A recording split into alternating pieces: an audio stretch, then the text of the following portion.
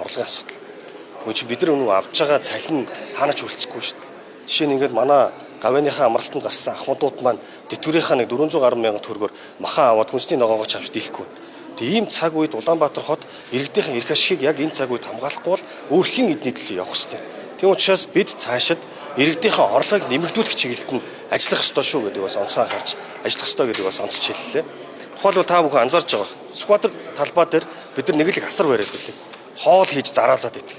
Өдөр хоолыг чинь худалдаж авах иргэдийн тоо чадвар чансаад иргэдийн тоо өдөр их тусан буурч байна. Тэр үед бид нар дахиад энэ ажлуудыг хийсээр байх юм. Дахиад боржоороо солисоор л байх юм. Дахиад зүв зүгээр байгаа явган замуудыг бид нар зардал гаргахгүйгээр энийг сольж байгаа маа гэж худлаа хэлж иргэдийг хуурсаар байх юм. Үгүй шүү дээ. Харин бодиттой бид нар иргэдийнхээ орлогыг нэмэгдүүлэх чиглэлээр ажиллах ёстой.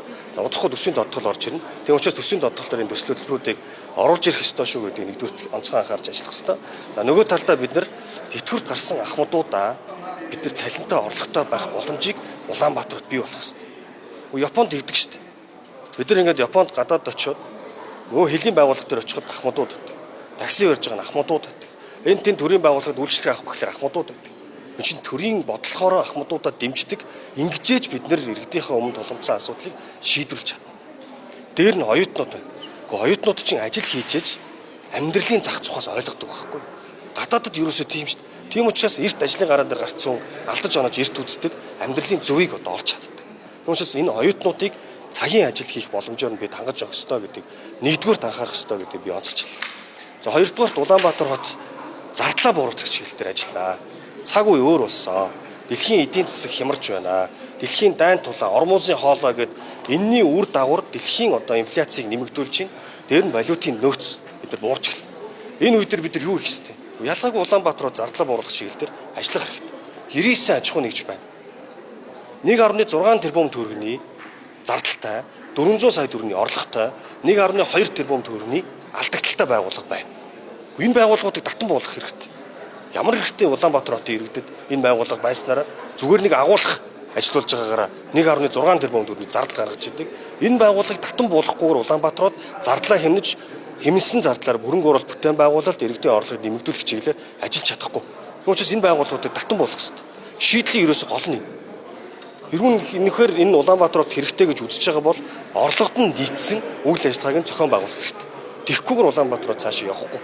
Тийм учраас энэ 99 байгууллагуудыг татан буулгах, тоо хэмжээг нь цөөлөх, ажилтны орон тоог нь багасгах, тэр хийцгүүрээ сууж байгаа төрийн албаа агчийг чөлөөлөх ёстой.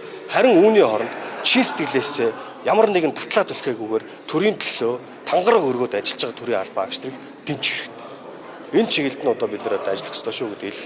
За хамгийн сүүлд бид нар иргэдийнхэн төлөө ажиллаж байгаа юм бол иргэдийн хүссэн хүлээж байгаа зүйлтэй нийцж ажиллаа явуулах ёстой. Энэ юу юм? Хулгай. Энэ мега төсөл мега хулгай болсон юм болоогүй. Энэ тендерийн хулгай. Гэхдээ нэг эзэмшигчтэй 2 компани 38 удаагийн тендерийг Улаанбаатар хотоос авчт юм биш. 60 тэрбум төгрөгийн. Тэр компани үнэхээр чин шударгаараа яваад аваад байна уу? Аль эсвэл авилга ашиг сонирхол цаана байна уу байхгүй. Энийг яаж шийдэх ёстой? Шийдэл бол ерөөсөө иргэдийн сонсгол. Иргэдэд бүх зүйлүүд нээлттэй байж ээж бид нар асуудлын голыг олно. Иргэд хамтдаа шүүжээж мөн бишийг нь тодорхой болно. Ингэжээж Улаанбаатар хот цааш явна гэдгийг онцолчихлоо. Баярлалаа. Одоо ингээд хянах хэрэгтэй гэж яриад байна шүү дээ. Уг нь хянах хэрэгтэй нийслэлийн иргэдийн хурал нь ажиллаа хийхгүй одоо нэг оронд гэж ярьдаг шүү дээ.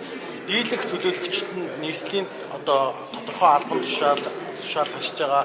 За дийл одоо ямар нэгэн төрлийн өмчт нийслэлийн өмчт компаниудын захирлаар ажиллаад байгаа шүү дээ. Энэ асуудал дээр юу н таны хувьд ямар байр суурьтай байгаа?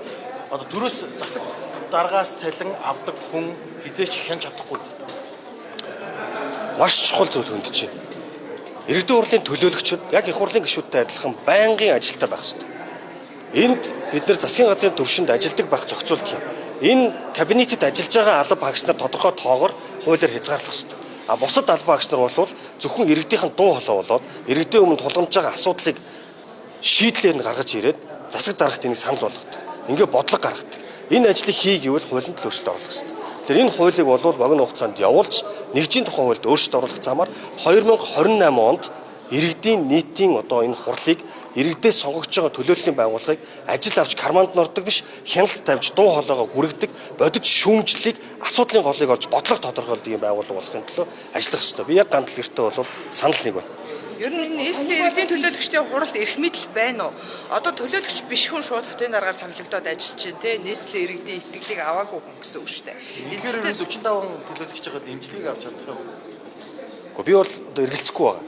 Манай 45 төлөөлөгч бол хэн нэгэн хүний карманд ороод учиргүй дууга хураачдаг ийм бас цаг үе биш.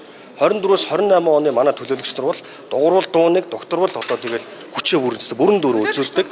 Хүсэл бодол эрмэлзлээ, иргэдийн өмнө тулгамж байгаа асуудлаа санал шүүмжлээ ил далд бүх хэлбэрээр илэрхийлж чаддаг ийм одоо чадварлаг иргэдээ бол бүрдсэн гэж би харж байна. Төлөөлөгч дундаас хотын дараагаар нэр дэвших болцоотой хүн байгаагүй юм уу? Сая намаас чинь дээрээс нь л дэвшүүлсэн шүү дээ. Одоо нэгэнт ингээд бодлого болоод явж байгаа учраас бид нар санал шүүмжлэл ярахаас илүү энэ хотын дараагаар нэгэнт ингээд сонгож орж иж байгаа энэ залуугаа дэмжих хэрэгтэй. Ингээд бид нар араас нь иргэдтэйгээ хамтарч ташуурдаж тэгээд одоо иргэдийнхээ өмнө тулгамж байгаа асуудлыг шийдвэрлэх хэрэгтэй гэж би харж байна.